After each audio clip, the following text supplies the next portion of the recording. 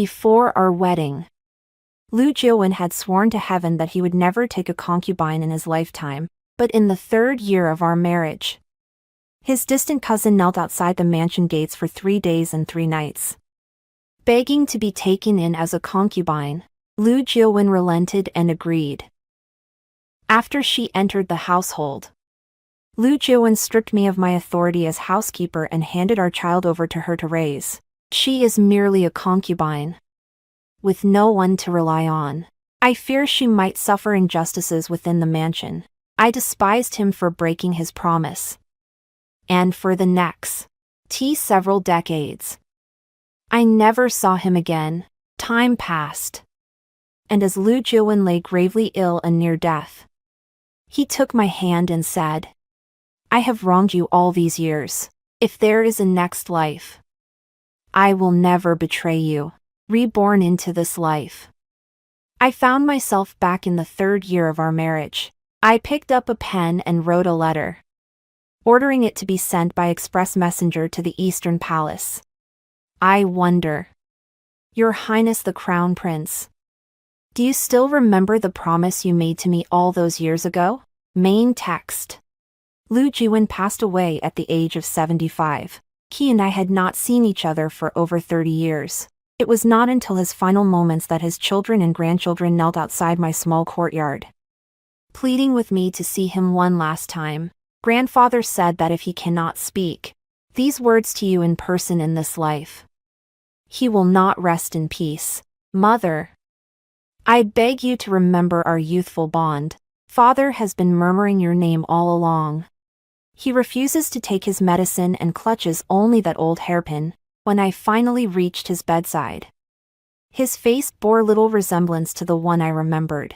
I saw that in his withered, emaciated hand, he still clutched that white jade hairpin, the one I loved most. From our first year of marriage, seeing me approach, he raised his hand with great effort and called out to me, "Mian Mian, in this life, I have wronged you." His voice was hoarse and broken. On our wedding night, I promised you I would never take a concubine. It was I who broke that vow. All these years, I know you have resented and hated me. I merely stared at him coldly and said, "I stopped hating you long ago. You weren't worth it." Hearing this, he let out a faint sigh. If there is a next life, his voice was barely a whisper. I will never again be soft-hearted and let her into the mansion. I will never again break my vow to you.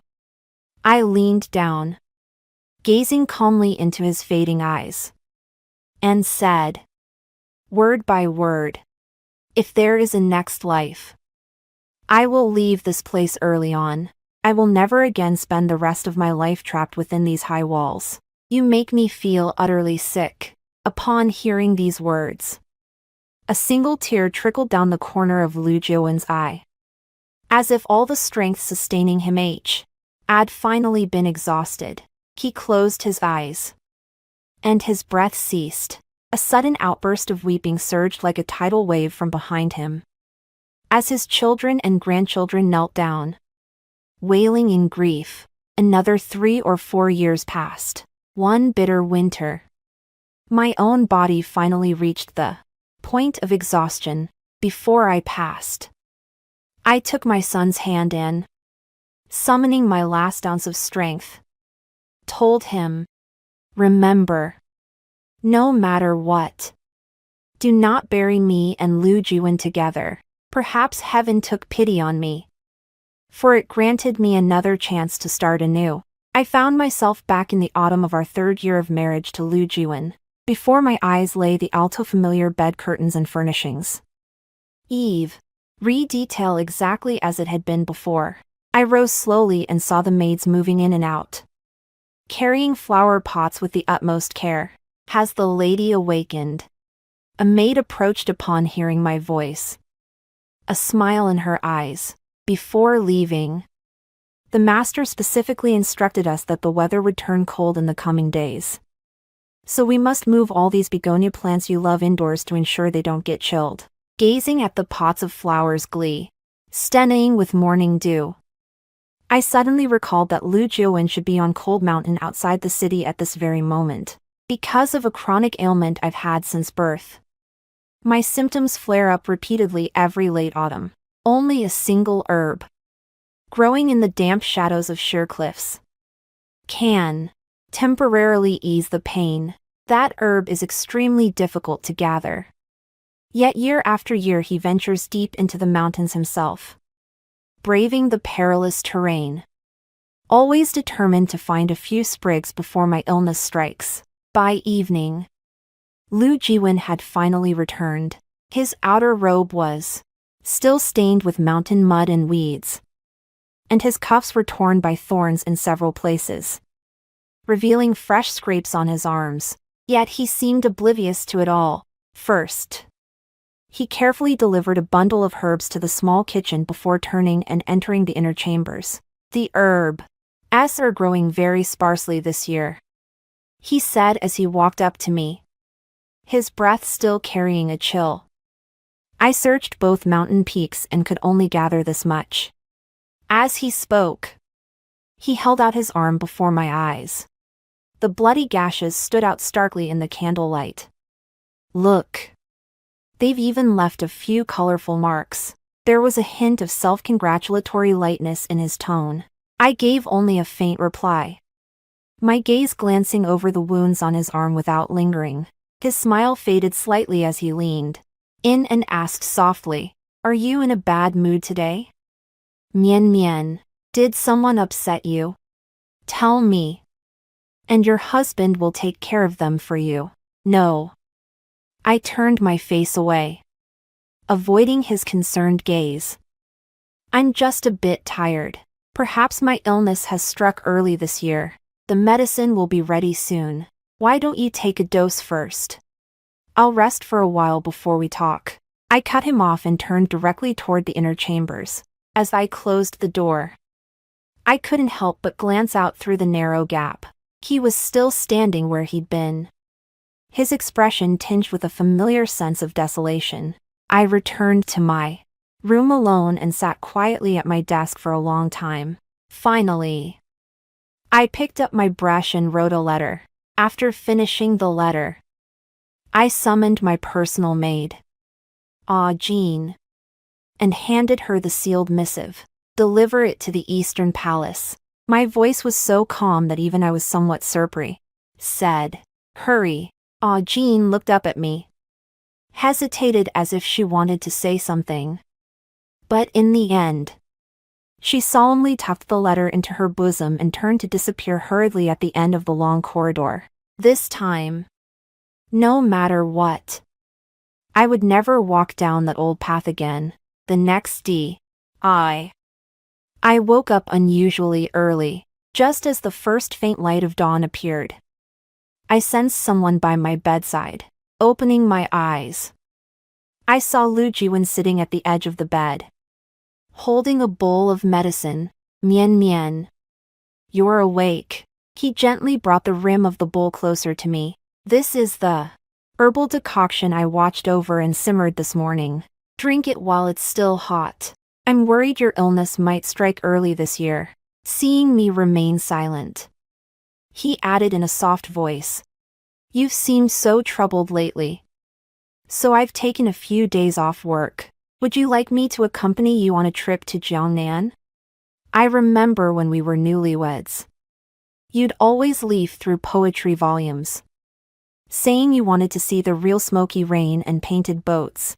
As his words trailed off, my thoughts drifted back to a few years ago, when we sat side by the window, flipping through the same ancient poetry election. I pointed to the line, "Spring waters bluer than the sky," sleeping on a painted boat while listening to the rain, and said I truly wanted to see it with my own eyes. Back then, he took my hand and solemnly promised, "When spring warms next year, I will definitely take you there." But in my previous life, that spring warmth was postponed year after year, never arriving. I took the bowl of medicine from Lu Jiwen's hands and slowly drank it all. after setting down the porcelain bowl. I looked up at him. I've been feeling rather unwell these past few days. And I inevitably toss and turn at night. Perhaps we should sleep in separate rooms for the time being. His expression grew slightly stern. But before he could speak, I continued softly. As for Jiangnan, it is now late autumn. The vegetation there must be sparse and withered. It is not a good season for sightseeing. Perhaps we should wait until next spring to discuss it. As my words fell, the room fell silent for a moment. No matter what. The most urgent matter at hand was to no longer share a room with him. In my previous life, after he had taken his cousin in to the mansion, I had once considered writing to the Crown Prince for help and running away. But just a few days after that letter was sent, I discovered I was pregnant. In the end, my heart softened. I couldn't bear to part with the child growing within me, so I urgently sent someone on a fast horse to retrieve the letter that had already been dispatched. But this time, there will be no such thing. Upon hearing my words, Lu Jiwen's expression tightened, and he instinctively grasped my WR. Mian Mian. Tell me, has something happened? I've felt that you've been a bit different these past few days. His eyes were filled with genuine concern and inquiry. My heart sank. I knew I absolutely could not let him grow suspicious at this moment, so I gently withdrew my hand and curved my lips into a smile. Not at Alyuri, just overthinking it. I'm simply feeling a bit weary in this late autumn and too lazy to move about. Seeing that his brow was still furrowed, I added softly, if you really want to clear your head, we don't have to go all the way to Jiangnan, just a stroll near the city market would do. I couldn't let him sense anything yet. I had to keep him at ease first. Sure enough, Lu Jiwen's brow relaxed, and he replied eagerly, All right. I'll make the arrangements right away. We'll set out early the day after tomorrow. His tone carried a lightness of relief, even in late autumn. The streets remained bustling. Lu Jiwen seemed determined to sweep away all the frustration I'd been carrying these past days. He took me to every silk shop and jewelry store along the street, paying no heed to prices, selecting only the most fashionable and exquisite fabrics and jewelry. This cloud-patterned brocade suits your complexion. This gold hairpin with a thread-like design will look lovely on you. In less than an hour, our hands were already full of all sorts of silk boxes. I let him take the lead, but my thoughts were elsewhere. We walked to a relatively quiet street corner. I suddenly stopped in my CKs, looked up at him, and spoke in a calm, unruffled voice. Do you remember, on our wedding night, didn't you swear to me that you would never take a concubine in this lifetime? The smile on Lu Jiwen's face froze instantly, and a fleeting trace of tension flashed in his eyes. Mian Mian. He took my hand, his grip a little too tight. Why bring this up all of a sudden? Of course I remember, every word is etched in my heart. In this life and the next, I, Lu Jiwen, will have only you. His tone was urgent and resolute, as if he were repeatedly confirming something. Just as I was about to speak again, a scream and the neighing of horses suddenly rang out from the end of the street. The horse has bolted. Get out of the way. A cart loaded with goods was careening completely out of control, barreling straight toward us. The cart was moving at breakneck speed. In the blink of an eye, it was upon us, and I was standing right in the middle of the road, about to be struck head-on. In the blink of an eye, a tremendous force violently shoved me aside. I fell to the ground, hearing a heavy thud, the sound of splintering wood, and a muffled groan behind me. When I turned around, still shaken, I saw Lu Jiwen lying a few steps away, blood streaming down his temple. He staggered over, grabbed my wrist, and looked me up and down with urgent cons. RN. Mien mien. Are you okay? Are you hurt? I'm not hurt. Juan, how are you? There's a lot of blood on your forehead. We need to get back to the mansion immediately. After returning to the mansion, the court physician hurried over with his medical kit. After a thorough examination and cleaning of the wound, he finally breathed a sigh of relief. Fortunately, Your Excellency, it is only a superficial bruise, with some rest and regular dressing changes. You will be fine. The physician withdrew to prepare the medicine. Leaving only the two of us in the room, Lu Jiwen sat quietly, his gaze fixed on my face, as if he felt no pain at all. You must rest well these next few days. Do not dwell on official matters or anything else. Lu Jiwen's hand gently curled around my fingertip, his voice low and slow, tinged with a hint of pleading. Mien mien. Tonight would you stay here and keep me company? You are injured and need rest. My own old ailment has not yet healed. If I were to pass my illness on to you, it would only hinder your recovery. As I spoke, I slowly withdrew my finger from his palm and tucked the edge of his blanket in for him. You should rest early. Without looking back at the sudden gloom that had fallen over his face, I turned and walked toward the door. The Crown Prince's reply arrived quickly. The letter contained only a single line. I have never forgotten the promise I made to Miss Jiang all those years ago. My connection with the Crown Prince began during that rainy spring before my wedding. That day, I took Ajin to a temple on the outskirts of the city to burn incense.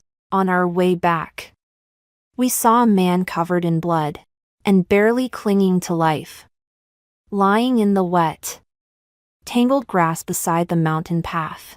As I stepped down from the carriage, I noticed his finger twitch almost imperceptibly. Lift him into the carriage. I heard my own voice say, unnervingly calm. We found an inconspicuous inn in the city to set him in and summoned a physician. His injuries were severe. A knife wound to his chest was nearly fatal, and his fever raged for 3 days before finally subsiding. At dusk on the 4th day, he regained consciousness. I shall never forget the debt of my life you have saved. Young lady, he said. His voice was hoarse, yet carried an air of authority that could not be ignored. I must confess. Young lady, I am Crown Prince Zhao Heng. I was traveling in disguise when I fell victim to a trap. Your Highness, your injuries have not yet healed. It is unwise to move about. This place is fairly secluded. Please rest here and recover in peace. He stayed in that humble inn for over half a month, as the Crown Prince's injuries gradually healed. On the day of our parting, he bowed to me solemnly.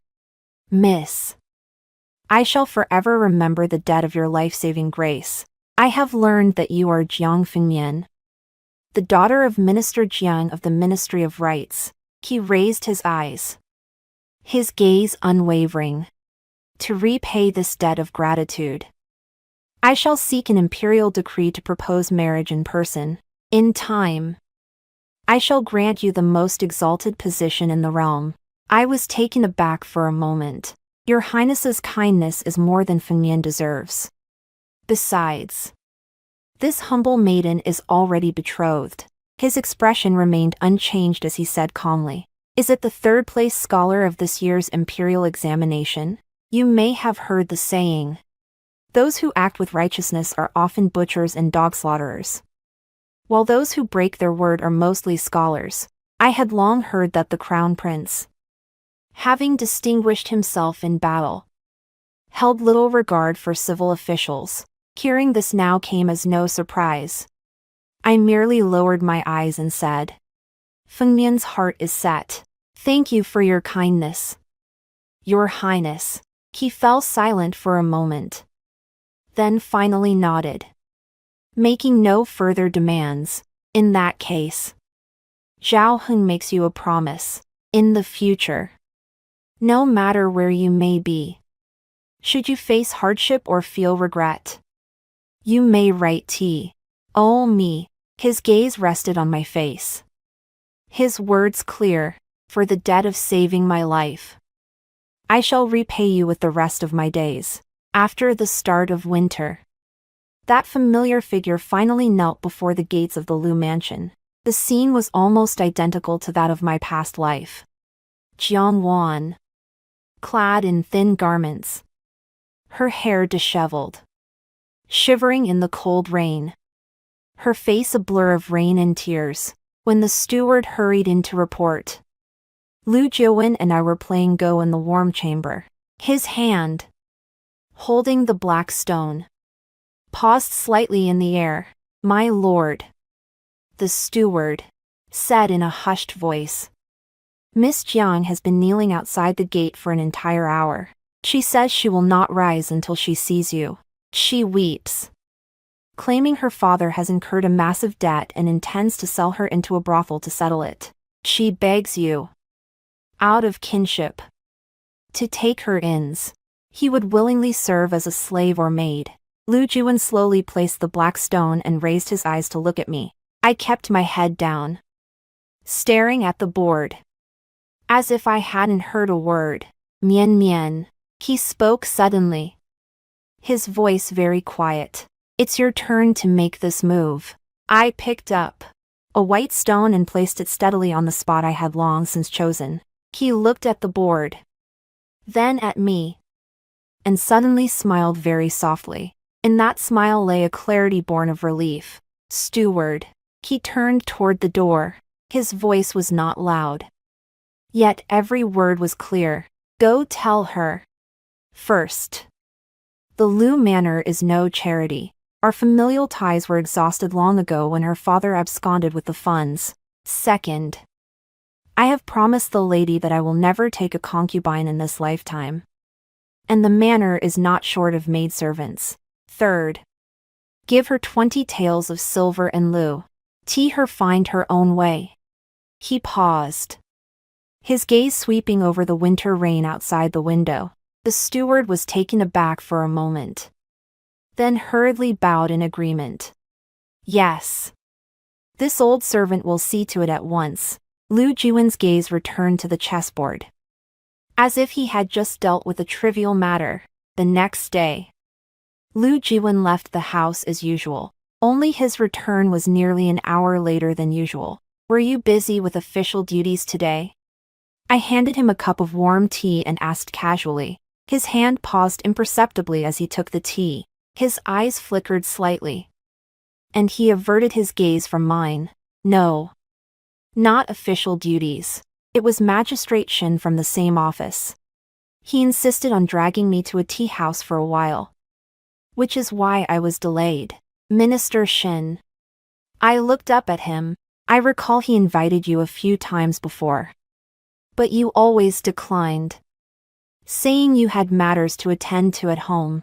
As the words fell, the room fell silent for a moment. There was a hint of barely perceptible turmoil in his eyes. Indeed, in the past, let alone tea gathering, he had mostly declined even ordinary dinner invitations from colleagues. His excuse was always the same.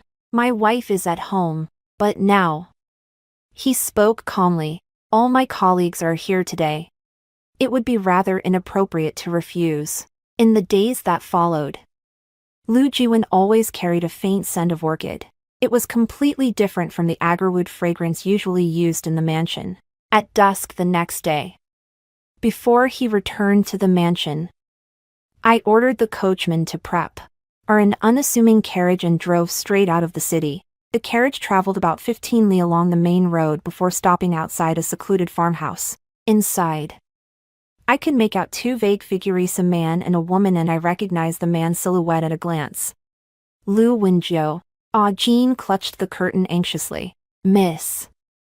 It's nearly dark. Why have we come to such a desolate place? I didn't answer, but simply stared silently at the wooden door. Jean, I said softly after a long moment. My voice so calm it sounded almost foreign to me. Do you know who lives in this courtyard? She shook her head. Bewildered. It's Lu Wenjio's cousin, the one who was sent away. Ajin gasped. Her face turning pale in an instant. Miss. Are you saying that Master actually had her placed here? That day. Didn't he refuse her in front of everyone and say he would report her to the authorities?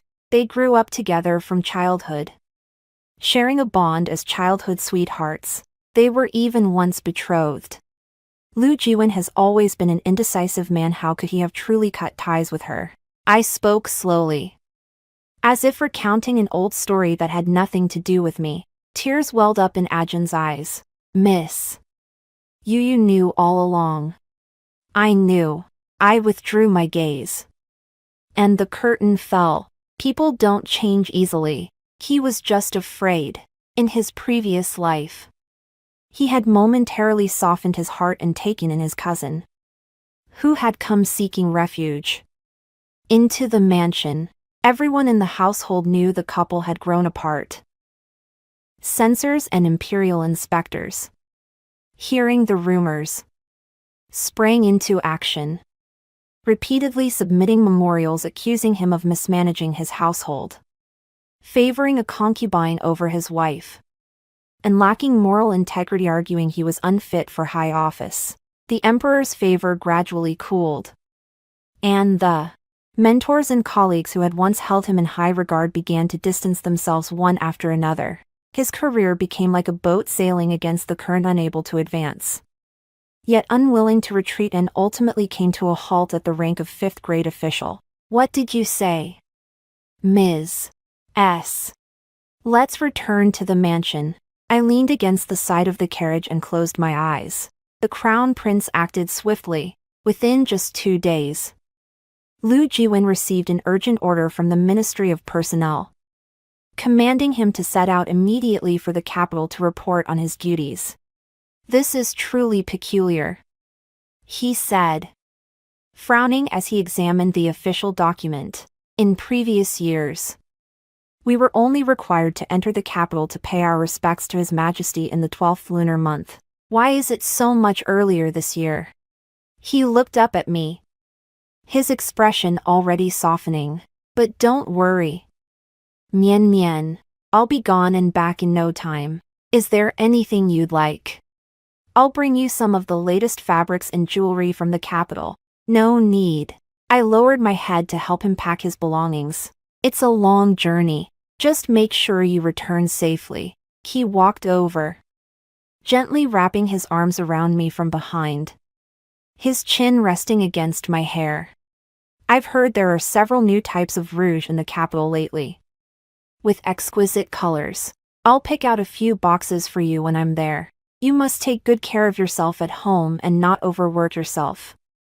All right. His breath was warm, and the concern in his words sounded as sincere as ever. My hands didn't stop moving. I merely gave a soft Early the next morning, I saw Lu Jiwen off at the gate of the estate. The carriage vanished at the end of the long street. I turned back to my room, took out a bundle, and began packing my personal belongings and undergarments. Jean witnessed the scene. Miss. Her voice trembled slightly. Where are we going? I placed a jade hairpin into the box without looking up. To Jiangnan. Are you leaving the Lu residence? She asked so softly, as if afraid of shattering something. Yes. I closed the lid of the box, my voice calm. I'm leaving here. Ajin stood frozen for a moment, then suddenly turned and ran off. Before long, she returned, clutching a small bundle of her own. Miss. I'm coming with you. Wherever you go. Ajin will go. I looked at her and finally nodded slightly. My luggage was light. It took no more than an hour to pack. When I pushed open the courtyard gate, the personal guards sent by the crown prince were already waiting outside the Lu mansion. Miss Jiang, we have been ordered by His Royal Highness the Crown Prince to escort you to Jiangnan. I cast one last glance at the mansion behind me, a place I had lived in for 2 lifetimes, yet had never truly called my own. Thank you all for your service. I withdrew my gaze and stepped into the carriage. The moment the curtain fell, it severed all ties to the past. Lu Jiwen returned to the manor 2 days earlier and planned, carrying several boxes of newly selected rouge. His steps lighter than usual, Lu Wenjiu called out Mian twice. But no one answered. Where is the lady? He grabbed a maidservant who was hurrying past with her head bowed, his voice already tightening. The maidservant knelt on the ground, trembling. The lady left the estate several days ago. Lu Wenjiu froze, as if he couldn't comprehend those words. Left the mansion. Where could she have gone? The rouge boxes slipped from his hands and shattered with a crash. He rushed into the inner chambers. The dressing table was empty. The hairpin rings and jade combs she usually wore had vanished without a trace. The wardrobe stood half open. Several of her favorite dresses were gone. Mian. Lu Wenjiu spun around and rushed out, knocking over the vase by the door. His mind was a deafening roar, filled with a single thought. Find her. Bring her back. Sir. The steward and servants rushed over at the sound, desperately blocking the doorway. The lady left a message. She told you not to look for her. Get out of my way. His eyes were bloodshot, veins bulging at his temples, as he brushed aside those blocking his path. She's gone. She's really gone. Having exerted too much force, Lu Wenjiu staggered a few steps before slowly sliding to his knees on the ground, his gaze falling upon the scattered remnants of rouge. When he'd chosen it yesterday, he'd been thinking how well this shade complemented her complexion. It had been half a month since the carriage journey to Jiangnan. The personal guard sent by the crown prince led me to a courtyard with white walls and black-tiled roofs. Miss Jiang, this is the residence His Highness personally selected for you. It is quiet and by the water. I hope you like it. I pushed open the door and stepped inside. The courtyard was not large, but it was exquisitely elegant. His Highness also instructed. The guard pointed to a carriage covered with oilcloth outside the gate. Please accept this silver and these daily provisions. His Highness said that it is difficult for a woman to travel alone in this world.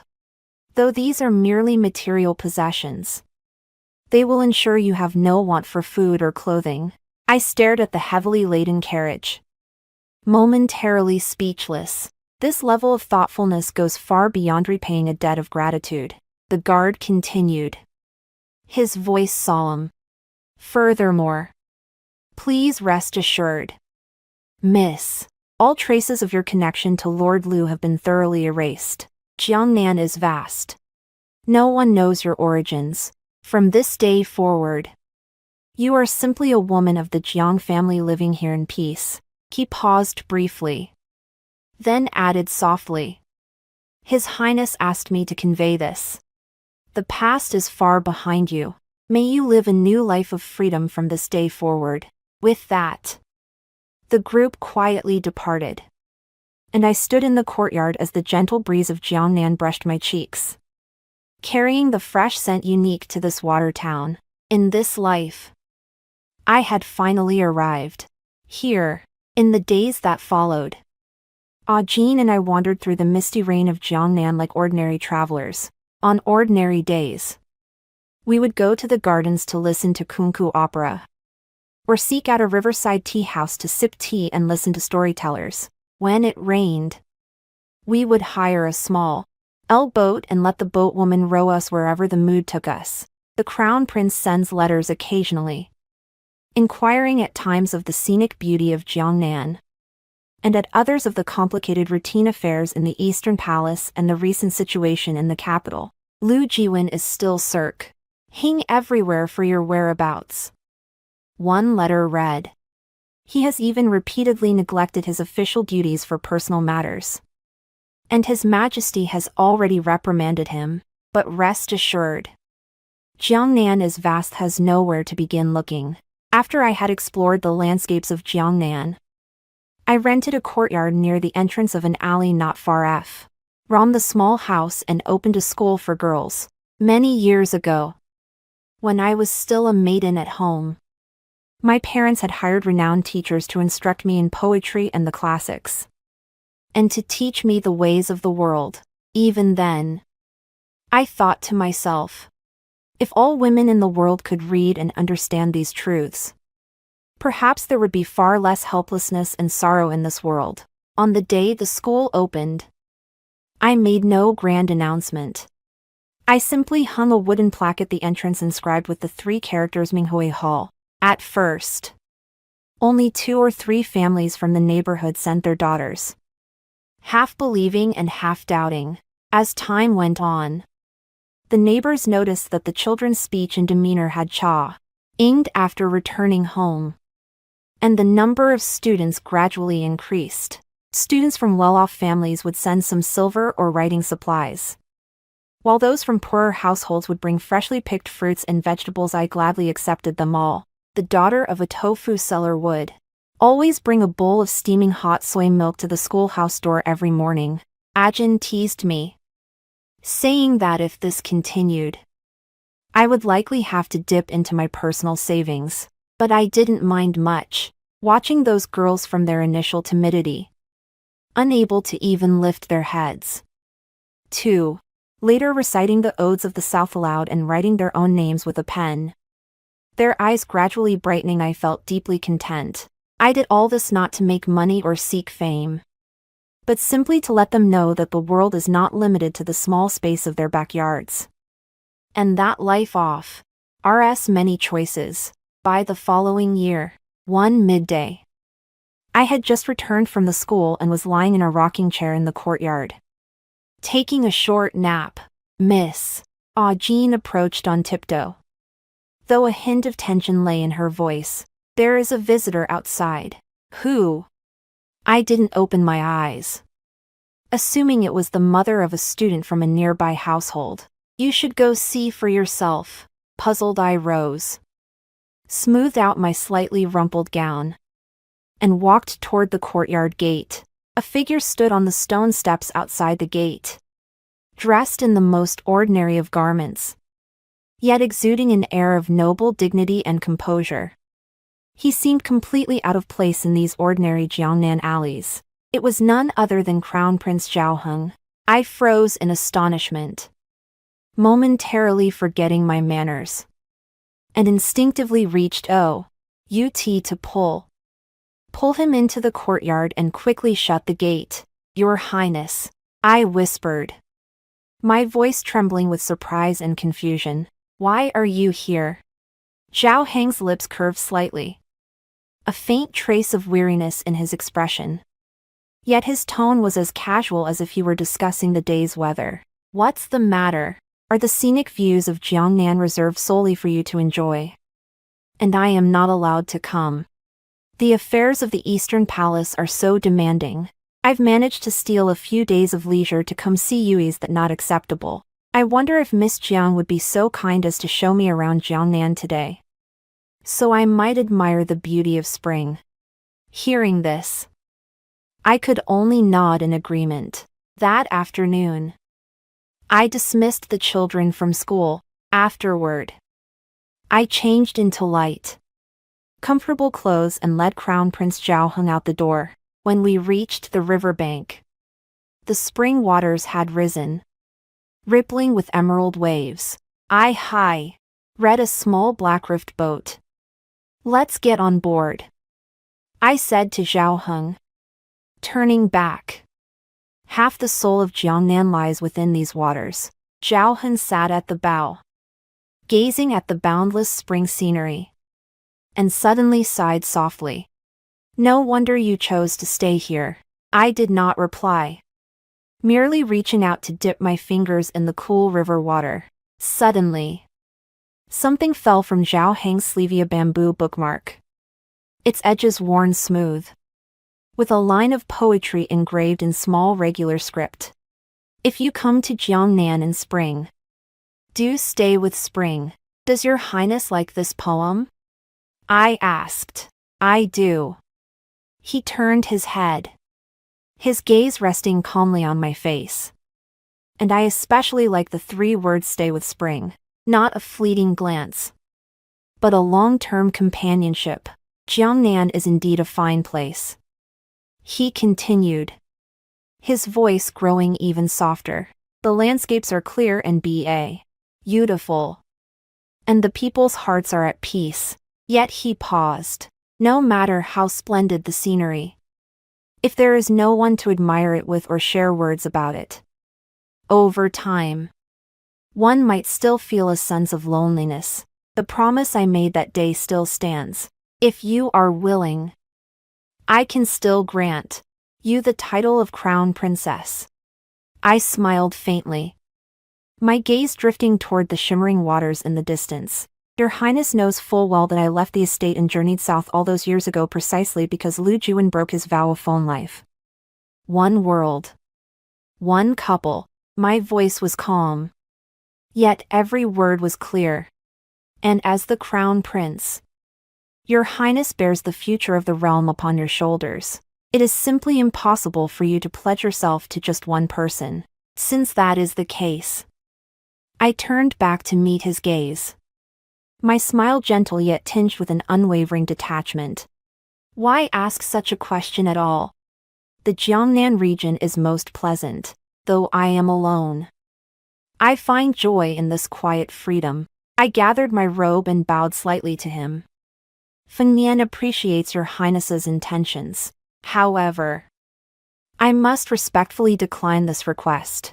Upon hearing this, Zhao Heng's lips still held a faint smile. He showed no sign of displeasure, merely nodding.